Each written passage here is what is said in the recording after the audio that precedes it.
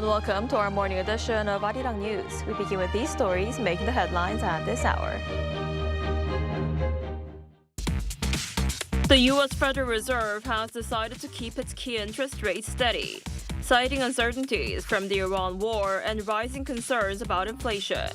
But the decision was the most divided in decades, with 8 officials voting to hold rates and 4 dissenting.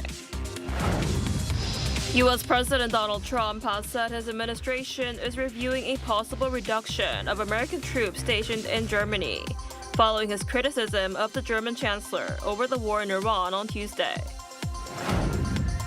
South Korea's industrial output, retail sales, and facility investment all rose from a month earlier in March, marking the first time in 6 months that all 3 indicators posted growth compared to the previous month.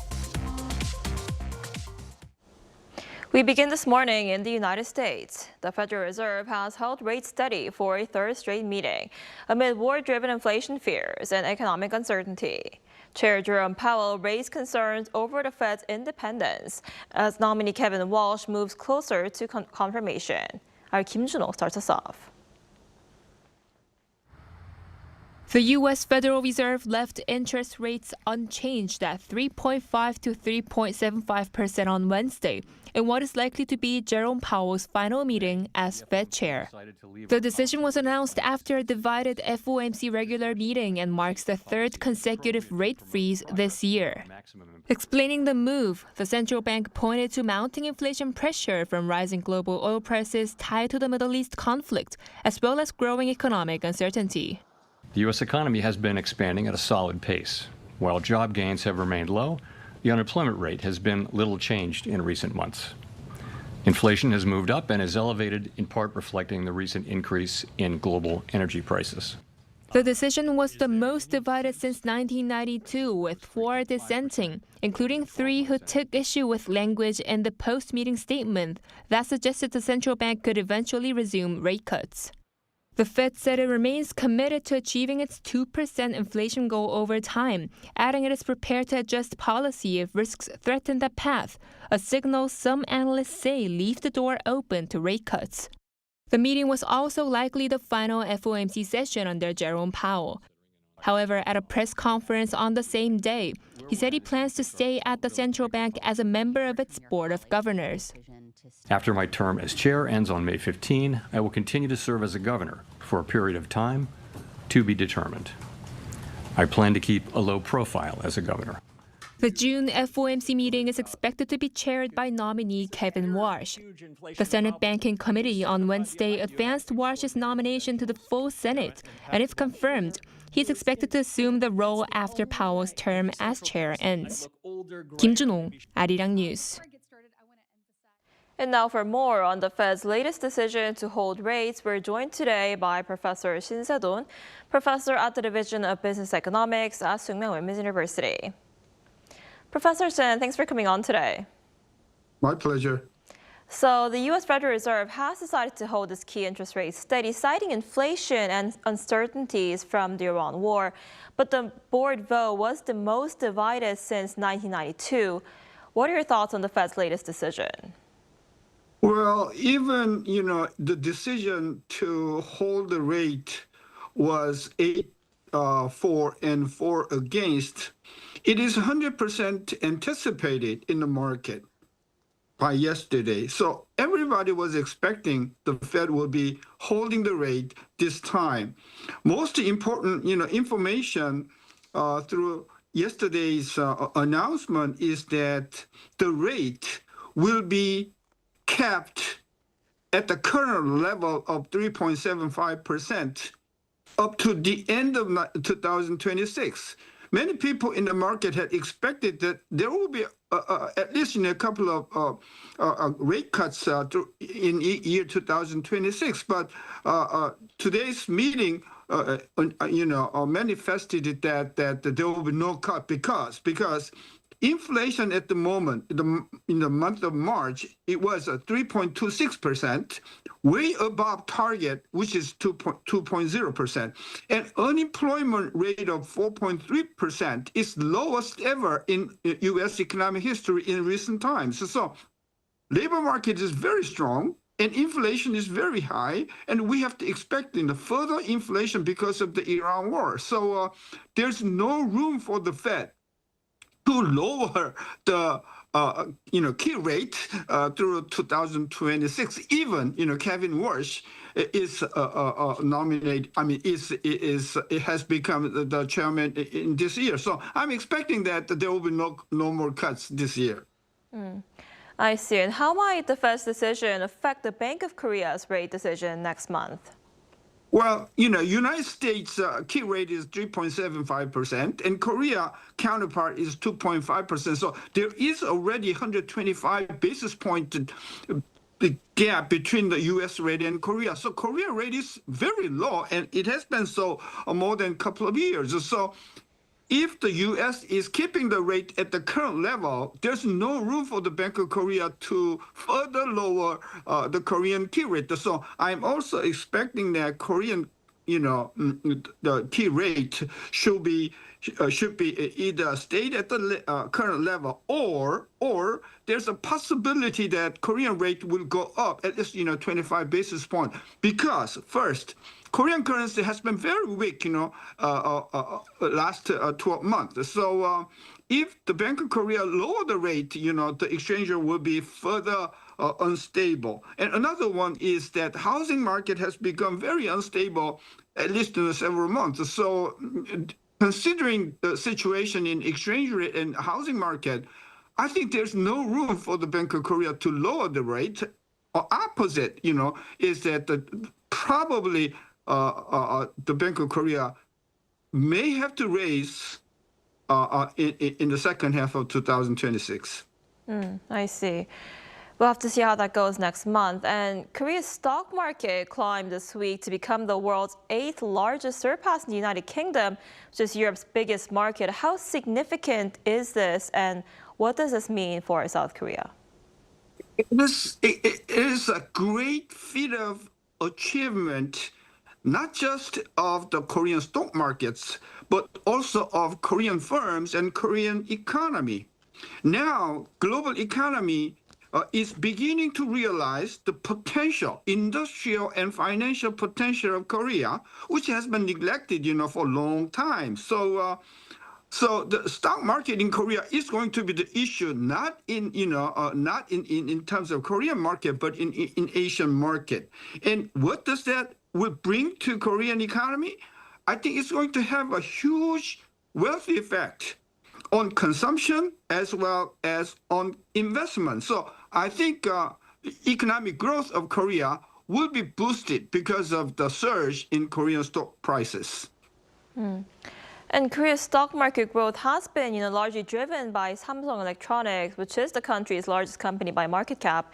But the company is right now facing protests from unionized workers over the huge pay gap compared to workers at its rival SK Hynix. And there are concerns that the strike action could possibly disrupt global supply chains.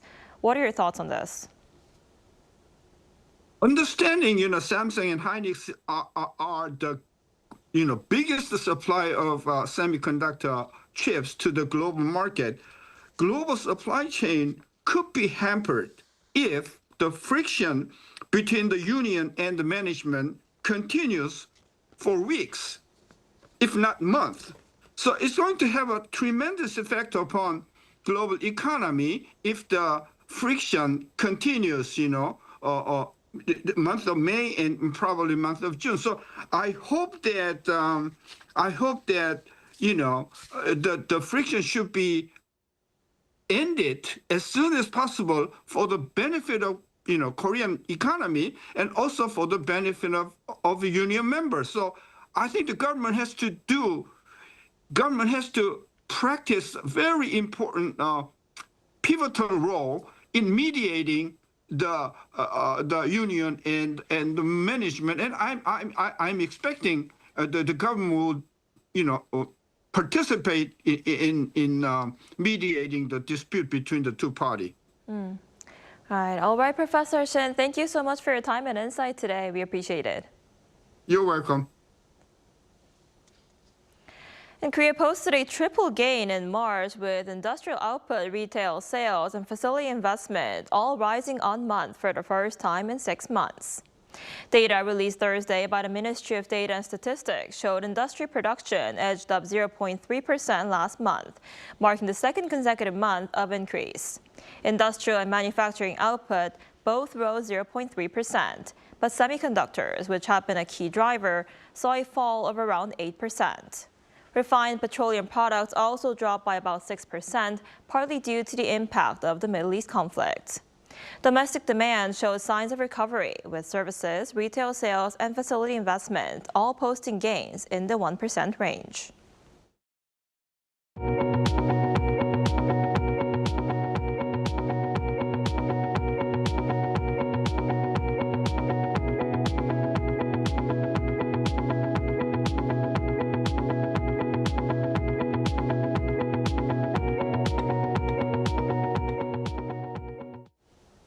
As Washington ramps up pressure on Tehran to strike a deal, U.S. President Donald Trump has signaled a prolonged naval blockade of Iranian ports. The move comes as the U.S. defends its costly military operations with a warning that Iran's nuclear strategy mirrors that of North Korea. Our Lee Seung-jae has more. U.S. President Donald Trump is weighing options to ease the global energy impact of a potential long-term blockade of Iran as tensions in the region remain unresolved. According to a White House official on Wednesday, Trump met with major oil executives the day before to discuss ways to mitigate disruptions as the United States continues efforts to pressure Tehran through a naval blockade targeting its oil exports. The blockade is aimed at forcing Iran to reopen the Strait of Hormuz, a critical global shipping route. Speaking to reporters, Trump praised the operation and signaled it could remain in place for an extended period and urged Iran to move quickly toward a deal. Well, the blockade is genius, okay? The blockade has been 100% foolproof. It shows how good our Navy is, I can tell you that. Nobody's going to play games. We have the greatest military in the world, and I built much of it during my first term, and we've been building it since, and the greatest anywhere in the world. Trump has also voiced strong support for the United Arab Emirates' decision to leave OPEC, calling it a positive step toward lowering global energy prices. He said the move could help bring down the cost of oil and gasoline, adding that internal challenges within the cartel may be driving member countries to reconsider their positions. At the same time, U.S. Defense Secretary Pete Hegseth defended Washington's military actions against Iran during a congressional hearing, where officials estimated the cost of operations has reached $25 billion. Hegseth warned that Iran's nuclear ambitions reflect a pattern seen in North Korea, arguing that Tehran, like Pyongyang, is building a conventional missile shield to support its pursuit of nuclear weapons. It's the North Korea strategy. You know this very well. The North Korea strategy was use conventional missiles to prevent anybody from challenging them so they could slow walk their way to a weapon. He described North Korea's program as a key lesson for policymakers, underscoring the urgency of countering similar developments in Iran. Lee Seung-jae, Arirang News. The U.S. government is also reportedly reviewing the possibility of reducing the number of American soldiers stationed in Germany. According to U.S. President Donald Trump on Truth Social on Wednesday, Washington is evaluating a potential troop drawdown, and that a decision will be made in the near future. The remarks come amid growing dissatisfaction in Germany over the conflict with Iran. Earlier this week, German Chancellor Friedrich Merz openly criticized the United States, saying it had entered the war without a clear strategy and was being humiliated by Iran's leadership. Merz also warned that the prolonged blockade of the Strait of Hormuz is delivering a direct energy shock to Europe and proposed a European-led initiative to deploy German minesweepers to help clear naval mines in the critical waterway. And amid concerns that friction over e-commerce giant Coupang's legal case may be stalling security talks between Seoul and Washington, our Oh Soo-young spoke with a former U.S. diplomat who says the alliance itself remains firm but should be managed. Korea and the United States should focus on building a future nuclear and high-tech partnership, overcoming commercial sticking points in their bilateral relations. That's according to Henry Haggard, a former US State Department official, now a senior advisor at West Exec Advisors. He spoke with Arirang News amid concerns in Seoul that corporate disputes are affecting sensitive security talks, after more than 50 US lawmakers in Washington raised concerns over regulatory treatment of US-linked firms including Coupang. Seoul and Washington's joint bilateral fact sheet last year was expected to pave the way for discussions on advancing cooperation in nuclear power submarines, as well as fuel processing and enrichment under the existing civil nuclear framework. However, talks have been stalled for at least 2 months this year, despite the strategic interest for both sides. As Washington calls on its allies to build their own capabilities and invest in US industries, Korea is ready to be a key partner with a $350 billion investment framework and the industrial base to support US shipbuilding and nuclear supply chains. So this unlocks a new level of cooperation. It allows and it encourages and works towards less reliance on Russia. I think there's also a significant knock-on effect into the civil nuclear space. Just the fact that we're working more on all things nuclear, I think will also build the natural conversation towards more cooperation on small modular reactors, on traditional reactors, in a space that again represents, over $1 trillion of market over the next 25 years. National Security Advisor Wi Sung-lak has acknowledged that the Coupang case is affecting the atmosphere of Korea-U.S. consultations and stressed the two issues must remain separate. He said the alliance requires constant management, describing it as a garden that needs ongoing care. Haggard said commercial disputes have risen time and time again, but are simply part of growing pains. It's not just about the security relationship, it's also this technological relationship and this very advanced relationship. That's where we should be heading. To do that, we have to find a way to manage Korea's regulatory evolution, and the U.S. has to understand how Korea works such that they can match that pace and that evolution and profit from it. Really, I mean, it's a win-win. Amid concerns, Haggard expressed confidence that the alliance itself is not being undermined and remains on course towards a more strategic partnership. Oh Soo-young, Arirang News.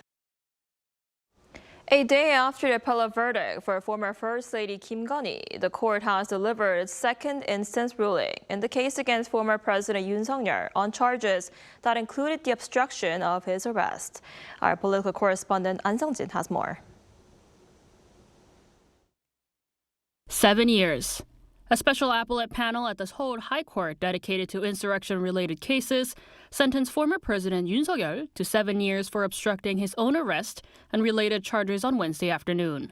The defendant is hereby sentenced to 7 years of imprisonment.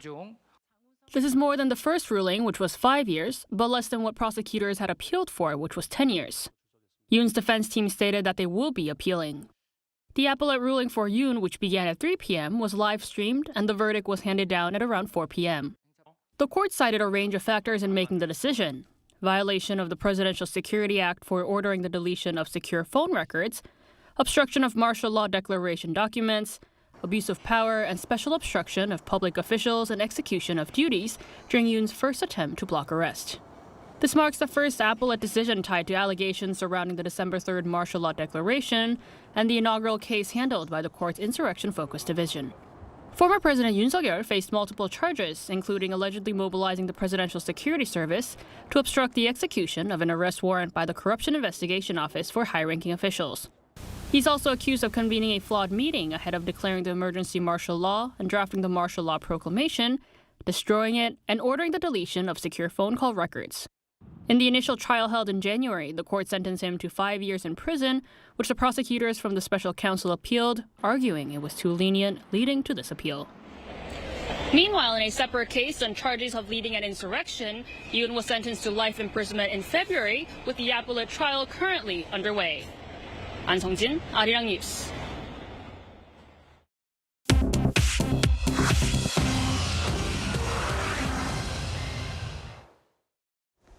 Good morning, I'm Chi Ji-hyun, and this is The World Now.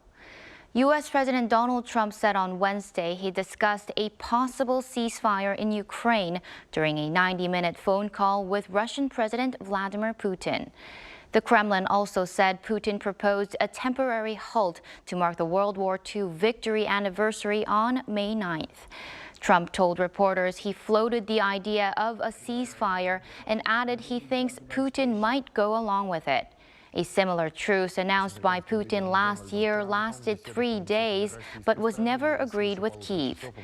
Trump also said Putin offered assistance on the issue of Iran's enriched uranium, but he told Putin he first wants him to focus on ending the war in Ukraine. In North London on Wednesday, 2 Jewish men were stabbed on the street. Both men are in hospital in stable condition. A 45-year-old suspect was arrested after police brought him down with a taser. London's police chief said the suspect had a history of serious violence and mental health issues. British Prime Minister Keir Starmer called the attack utterly appalling and pledged increased funding for Jewish community security. North London's Jewish community has also been the target of recent arson attacks. All 4 of America's largest technology companies beat Wall Street expectations in their quarterly earnings reports on Wednesday, but market reaction was mixed, with investors focused less on what these companies earned and more on what they plan to spend. Alphabet rose nearly 7% after hours after its cloud unit reported 63% growth, and its total revenue hit nearly $110 billion. Amazon gained 4% on strong revenue of $181 billion. Microsoft was little changed despite beating forecasts. But Meta was the outlier, falling over 6% after hours after raising its 2026 spending plan to as much as $145 billion. President Trump says his administration will release as much information as possible on UFOs in the near future. He said on Wednesday that a government review has turned up, quote, a number of interesting documents. Trump set the review in motion back in February, directing agencies to open records on unidentified aerial phenomena.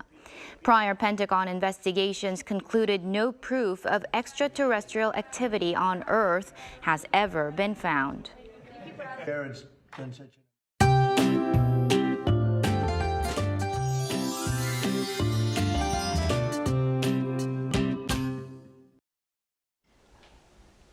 Monday's rain made things so much greener outside, and the capital area is enjoying clear skies and pleasant spring sunshine today. But from late this afternoon, much of the southern provinces and Jeju-do Island will see 5 to 10 millimeters of rainfall through tonight, while Jeju could receive lingering rain until tomorrow morning. Temperature-wise, a classic spring setup continues with cooler mornings and milder afternoons. Friday's daytime highs could get up to 25 degrees Celsius here in the capital, but by Sunday will drop down to 19 degrees. And just like yesterday, the capital area in Gangwon-do province will stay mostly sunny all day today, but the rest of the country will be under cloudier skies. Seoul will be getting up to 23 degrees Celsius. Daegu, Gyeongju, Gwangju will be all getting up to 20 degrees. Air quality will be clean nationwide all day today. Well, it seems like many will be taking a long weekend through Children's Day next Tuesday. Nationwide rain is expected next Sunday. Otherwise, it's going to be fairly sunny.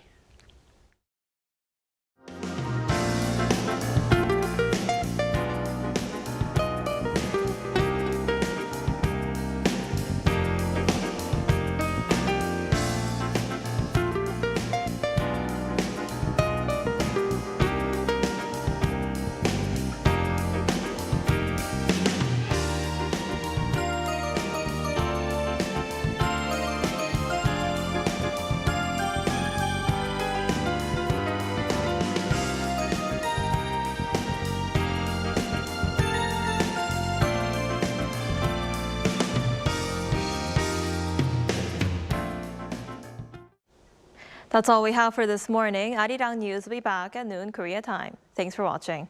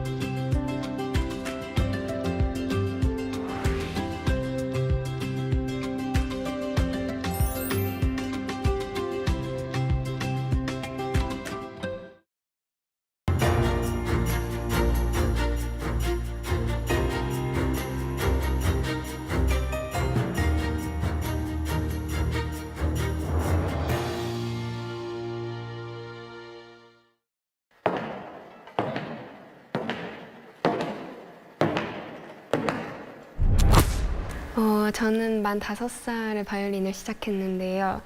바이올린 소리를 워낙 좋아했어서 그 특유의 따뜻함과 약간 사람의 목소리 같은 목소리를 갖고 있거든요, 바이올린이.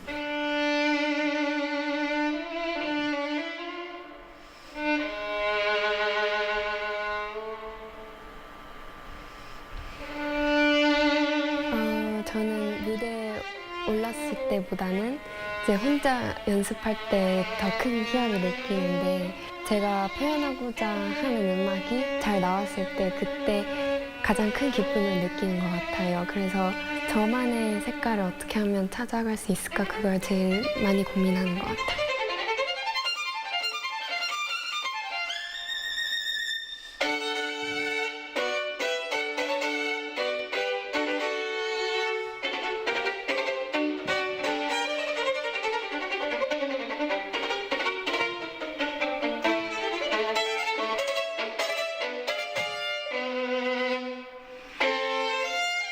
아무래도 연습을 할 때는 이제 생각과 고민을 많이 하는 반면에 무대에서 연주할 때는 정말 머릿속을 비우고 아무 생각도 안 하려고 하는 것 같아요. 무대에서는 자유롭게 콩쿨 무대도 저만의 독주라고 생각하는 자세를 가지려고 하고 있어요.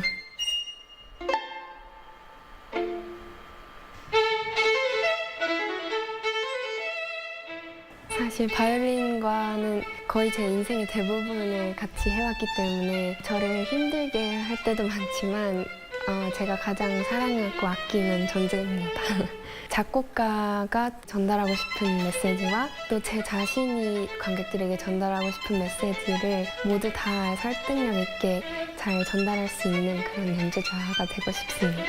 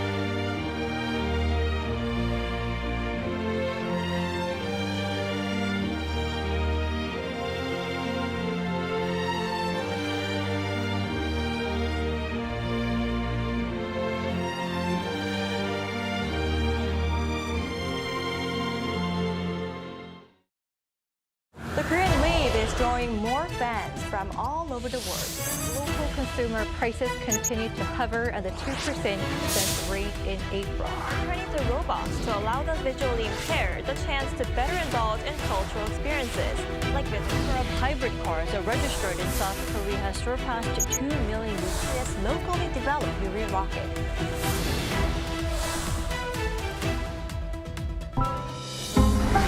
Arirang.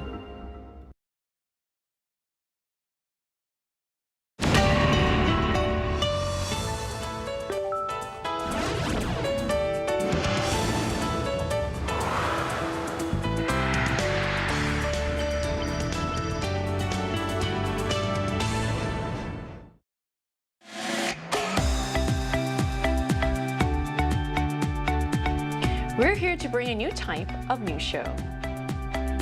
New insights, new styles, and new topics every day. We are News Generation.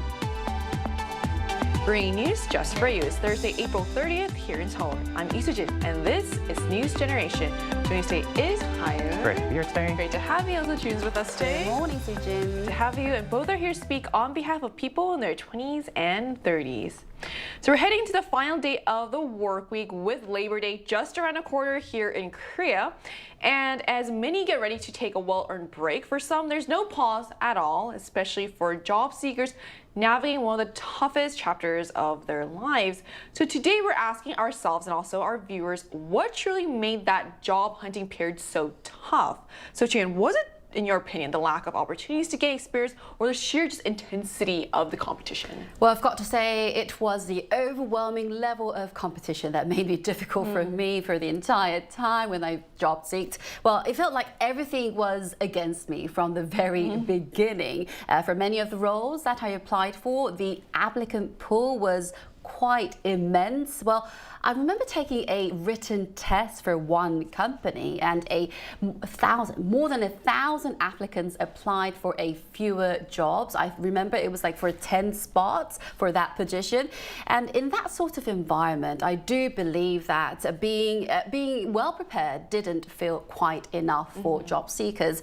So in each stage that is, it felt like a hurdle you've got to cover in order to stay in that race. Quite difficult indeed. So at one point it felt like, am I just practicing to be rejected to go into the work market? Well, but in the end, I managed to pull through all that hurdles and difficulties and that competition. And here I am at Arirang TV with you guys. Great to have you also as well. And I think it's so true because there's such a lack of quality jobs, it feels like, which is why there's more people applying for the same position. So what's your experience with this? Well, for me, actually, what made it really tough was actually trying to get the first bit of experience. So I still remember this one moment from when I was in university. So I clicked on the job posting in a field that I really wanted to get into. And it said they were hiring for an entry-level position, but then in the fine print, well, it required at least 1 year of relevant experience. So I was a little bit confused and still remember thinking that, oh, so did the definition of entry-level change without me knowing?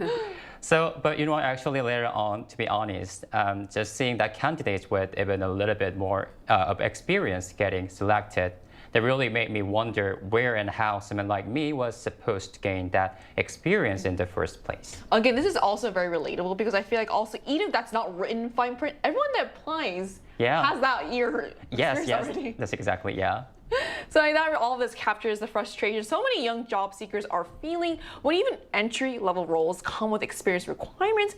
It can feel like there's no clear starting point at all. And that's why we're going to talk more about this. But first, let's take a look at the screen.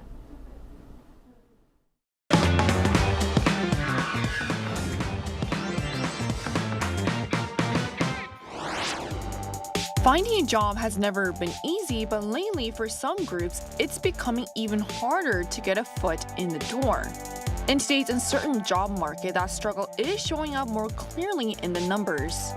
Recent data from the Bank of Korea shows a noticeable decline in labor force participation among young men. Today on News Generation, we take a closer look at what's driving this trend, the challenges it presents, and what can be done to boost youth participation in the economy.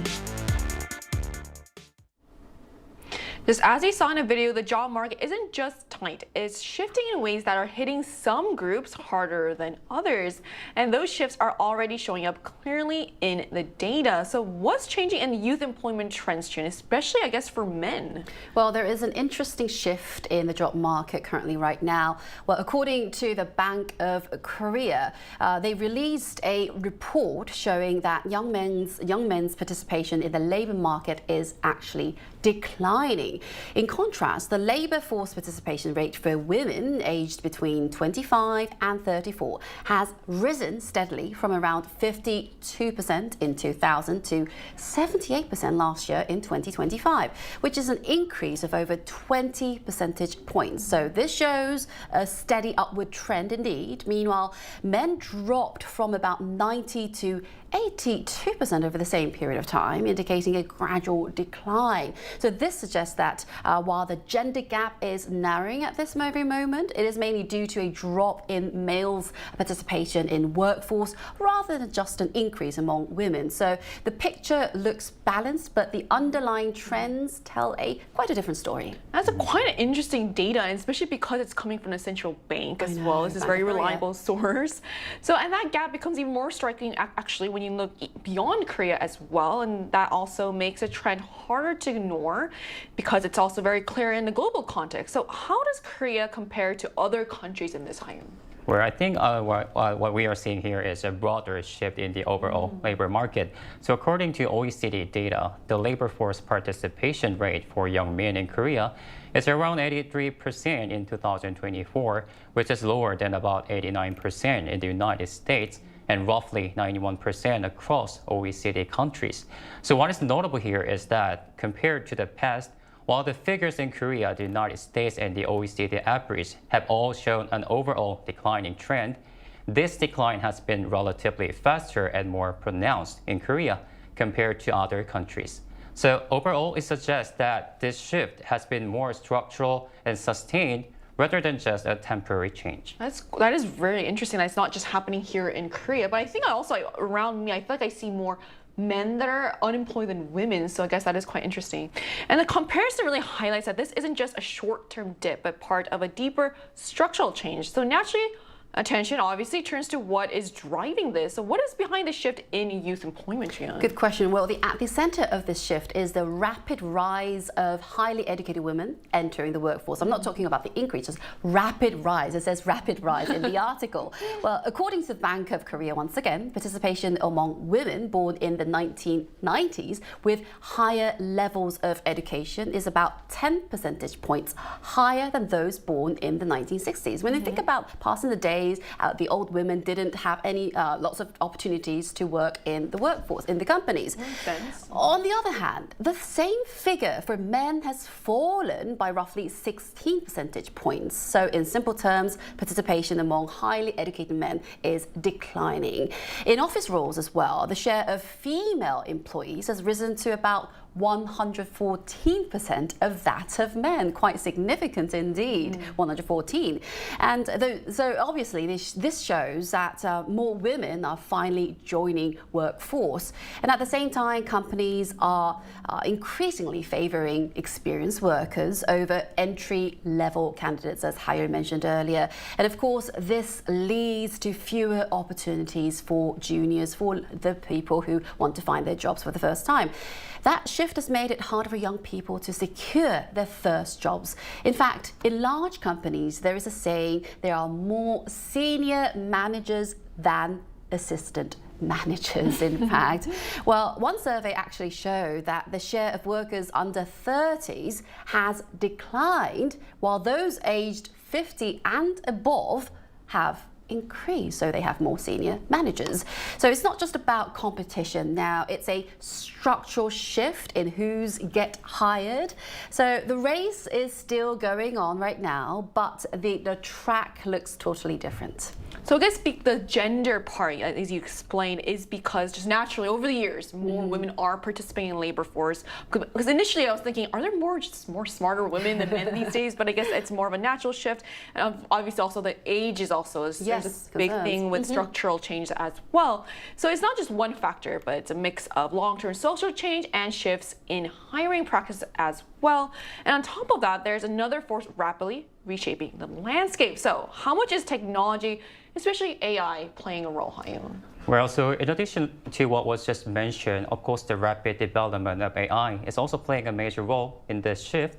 So many tasks that entry-level employees used to handle, such as research, document preparation, coordination, and even basic coding are now relatively easy for AI to perform. As a result, companies have now less need to hire new employees. So for example, according to recent reports, Meta has announced plans for large-scale layoffs, with the first round expected to affect about 10% of its workforce. At the same time, companies like Amazon have already gone through significant workforce reductions in recent months.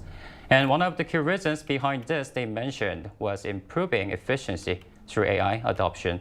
And in some cases, this is also leading to increased pressure on younger employees to leave as companies go through restructuring and focus on efficiency. So rather than simply saying that jobs are disappearing, I think what we are really seeing now here is a shift toward a structure where companies no longer need as many entry-level workers as before. Right, so that is quite interesting, that it isn't just about fewer jobs, but different kinds of jobs disappearing altogether. And that raises a more, I guess, personal question. So are young people actually feeling these changes in their daily lives, June? I think we do feel these changes a lot in our everyday life. The idea of workforce working has shifted quite a lot. More women continue to work, continue their careers even after delivering baby, childcare and marriage. Many of them already have experience, so they don't need long-term internships, long-time training. So this is quite beneficial for certain companies as well. For instance, I've seen many young and highly educated women return to work rather quickly after a short break, after delivering a baby, after marrying, because they already have those skills and experience which the company favors it, so you know the drill. As I mentioned earlier, companies prefer experienced workers, so it's harder for beginners to find a first job. And AI, Hyun mentioned a little bit, and AI is becoming a daily part of our life, daily work as well. Even here at this station, this broadcasting station at Arirang, I'm sure you have heard several voices of our AI. Sujin have also covered it before, right?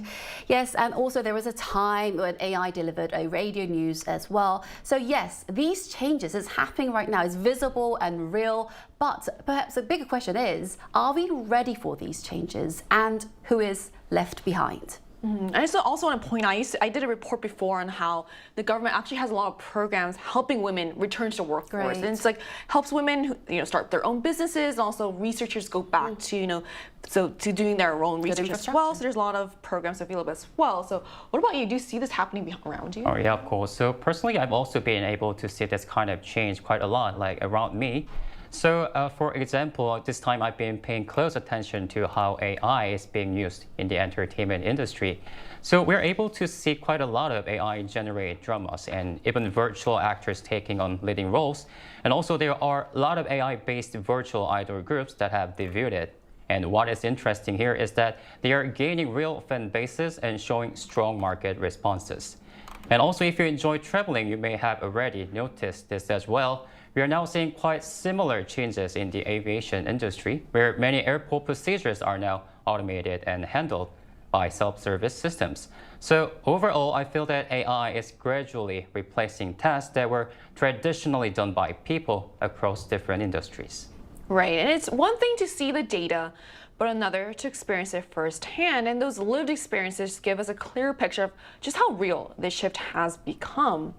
And that's why we also wanted to hear directly from our viewers. So we ran a poll on the Arirang News YouTube channel asking, why do you think it is harder to get a job? So here's what the results showed. The biggest share, 42%, point to lack of quality job opportunities, suggesting that it's not just about the number of jobs, but the kind available. Meanwhile, 35% cited growing competition in the labor market, highlighting just how crowded the field has become. And another 23% said AI replacing jobs is a key factor, reflecting rising concerns about how technology is reshaping entry-level work. So So the results really show that this isn't just about one issue. It's really a combination of fewer quality jobs, tougher competition, and a growing pressure from AI all hitting at once. So to gain a more in-depth and also a more personal perspective, we're going to speak with a college student who's currently looking for a job. And that conversation is coming up right after break, so don't go anywhere.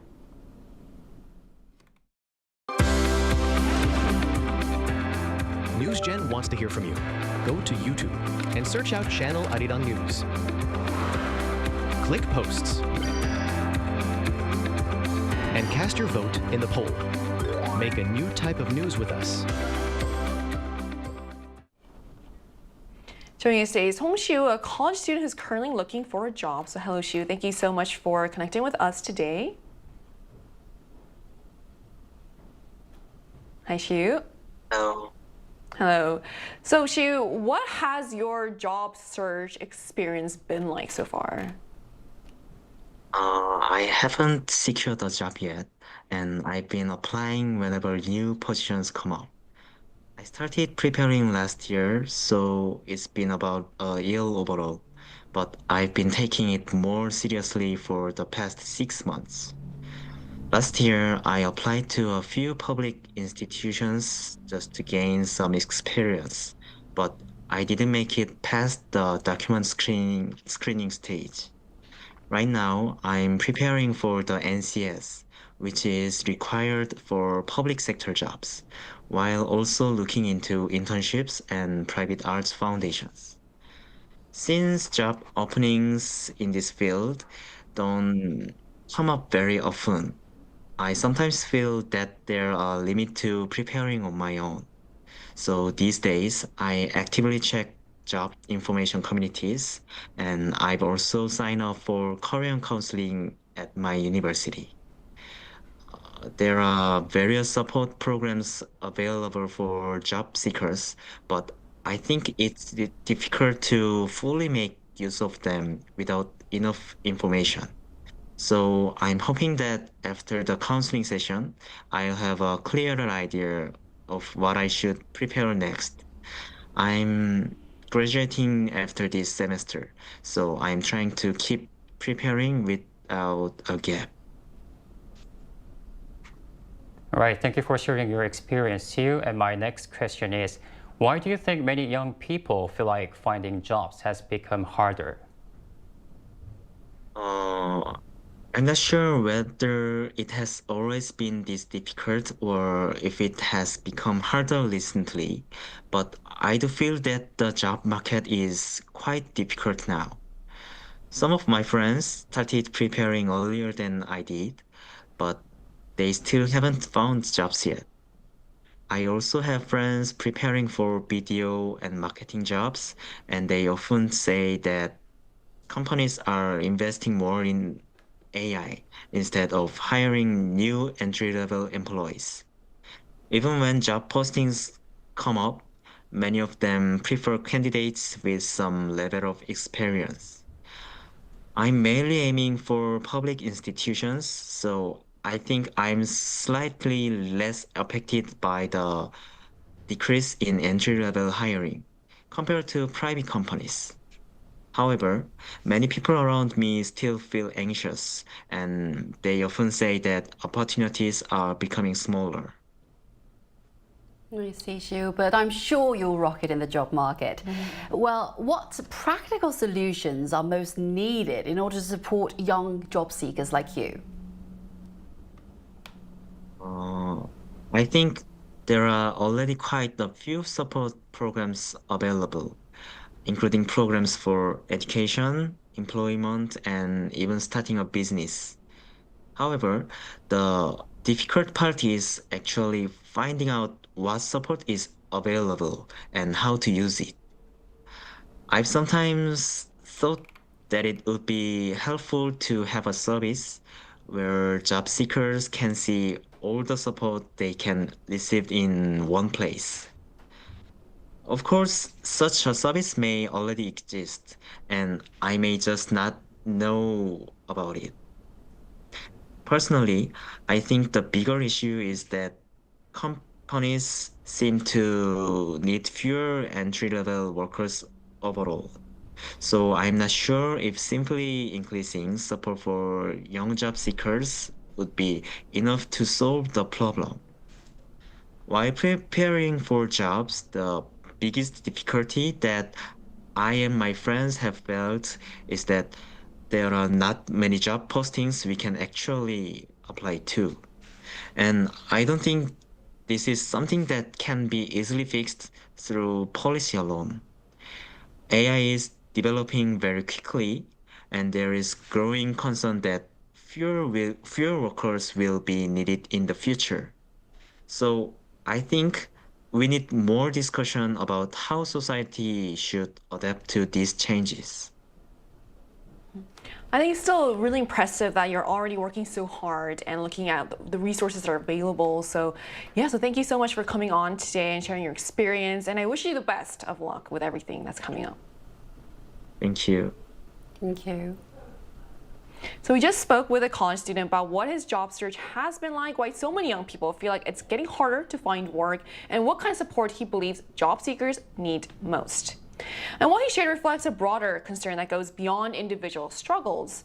And now attention turns to the bigger picture and what this trend means in the long term. So what are the risks of this trend and how can it be addressed? Well, many experts actually warn that if this trend continues with population aging, it could accelerate the decline in labour supplies. I'm talking about the labour shortage right now.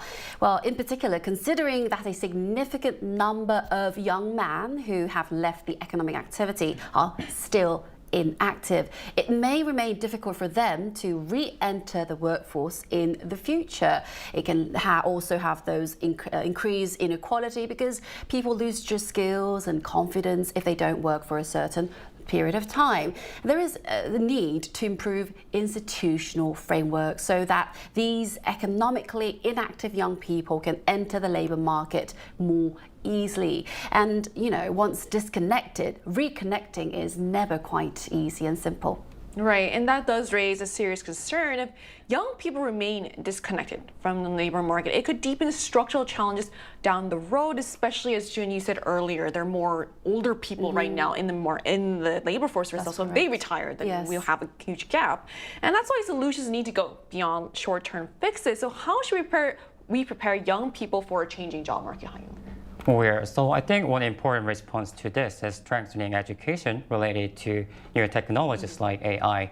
So if more people can have equal access to this kind of education from public systems, it could help them adapt more effectively to these changes. And at the same time, now we are living in an era where our knowledge quickly becomes outdated. So rather than focusing only on specific skills, I believe it is more important to develop flexible thinking and creative problem-solving abilities. And lastly, I think what really matters here is not just how quickly we learn new technologies, but how well we adapt to those constant changes. Right, and that also points to a bigger shift, not just in jobs, but in how we think about skills and education. So the question becomes how to turn these ideas into practical change. So what are some, realistic ways to boost youth participation in the labor market? Good question. Well, I think we've got to create more real opportunities for young job seekers. Well, if companies are giving incentives to invest in junior talent, it lowers the barriers to first employment. And at the same time, expanding remote and flexible working environment could ease the burden for young people struggling with high living costs in major cities. So it will give more opportunities for those who are living in countryside. Well, this helps young people find jobs without being tied to location. And another option is to expand job matching platforms that connect young people directly with real and short-term projects. In the end, it's about making it easier for young people to find job and keep going. It's not just about their ability, but about getting a foot in the door. Right, accessibility is so important when you're just trying to get started. So do you have any other realistic tips? Well, first, I really totally agree with Ju Hyun's idea. I think those are really strong and very practical ideas. And to be honest, I think I understand that using AI can be much more efficient, especially in terms of both time and cost. But I think it's also important that we do not rely on it too quickly or too much, especially in areas where people can still play a meaningful role. So finding the right balance between technology and human contribution will be key moving forward. Right. So it's clear that for many young people, breaking into the job market is no longer just difficult, it's increasingly uncertain. And addressing this will take more than short-term fixes, but real changes in how we hire, train, and support the next generation. And ultimately, creating a fairer starting line may be just as important as creating more jobs. And that brings us to the end of today's episode of News Generation, but News Gen will be back on Monday, 10:30 a.m. Korea time after the Labor Day break and the weekend. So big thanks to Hayo. Always my pleasure. And also Chion. The pleasure is mine. And to our viewers, thank you so much for watching. Hopefully your next opportunity to open the door and not adds another barrier. We are News Generation.